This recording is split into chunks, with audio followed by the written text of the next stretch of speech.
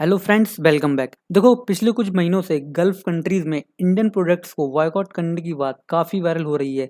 GCC की जो gulf countries हैं, इन कंट्रीज में ज्यादा ही वायरल हो रहा है। ये आर्टिकल है दोहा न्यूज का, जिसमें ये कह रहे हैं कि anti Muslim crackdown in Assam triggers boycott Indian products call on Twitter. देखो, कई सारे वेरीफाइड अकाउंट ने इंडियन प्रोडक्ट्स को बॉयकॉट करने की बात की है। इवन इंडियन मूवीज पर भी बॉयकॉट करने की बात की है।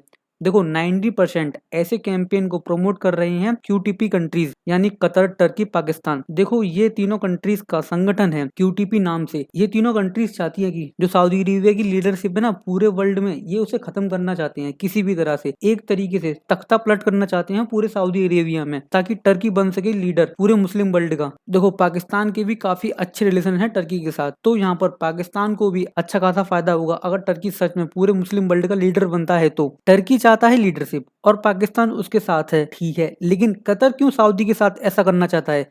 देखो, कुछ साल पहले सऊदी अरेबिया और यूएई ने कतर पर इकोनॉमी ब्लैकेट लगाए थे, जिसे कतर आज तक भूल नहीं पाया है। बस इसलिए क्यूटीपी कंट्रीज सऊदी की लीडरशिप को हटाना चाहती हैं। देखो, इसके चलते इन्होंने इंडिया को भी टारगेट करना स्टार्ट कर दिया कि सऊदी इंडिया जैसे देश के साथ अपने रिलेशन बना रहा है और सऊदी काफी इन्वेस्टमेंट करने वाला है इन फ्यूचर इंडिया में। देखो, टर्की और पाकिस्तान के कई सारे लोगों ने वीपीएन से लोकेशन चेंज करके कई सारे फेक फेसबुक और ट्विटर अकाउंट बनाए, उन पर बहुत सारे वीडियो और इमेजेस एडिट करके पब्लिश किए, जिसमें ये दिखा रहे हैं कि इंडिया में मुस्लिम पर अत्याचार हो रहा है। देखो, ये सब कर रहे हैं इन कंट्रीज के लोग, लेकिन इसके अलावा कतर और टर्की के जो सरकारी मीडिया न्यूज एजेंसी हैं, ये भी इंडियन प्रोडक्ट्स को बॉयकॉट करने के आर्टिकल पब्लिश कर रहे हैं। देखो, कतर का अल जजीरा और टर्की का टीआरटी वर्ल्ड, इन दोनों न्यूज कंपनी ने कई सारे बॉयकॉट इंडिया के आर्टिकल पब्लिश किए हैं। देखो, अल जजीरा इंडिया में बैंड है, इवन सऊदी अरेबिया और कई सारे मिडिल ईस्ट कंट्रीज में अल जजीरा बैंड है। इंडिया में इसलिए बैंड है क्योंकि ये हमेशा ऐसे आर्टिकल पब्लिश करते हैं, जब भी लोग उन आर्टिकल को देखेंगे तो उनकी नजर में इंडिया की रेपुटेशन पूरे डाउन हॉल में जाएगी। देखो, पाकिस्तान, टर्की और कतर इंडिया के असम में हुए मुस्लिम अत्याचार पर तो आर्टिकल पब्लिश कर देंगे, लेकिन जो चाइना के सिंजियान में काफी सालों से उइगुर मुस्लिम पर जो अत्याचार हो रहा है, उसके बारे में पाकिस्तान और टर्की बात भी करना नहीं चाहती हैं। देखो, पहली बात तो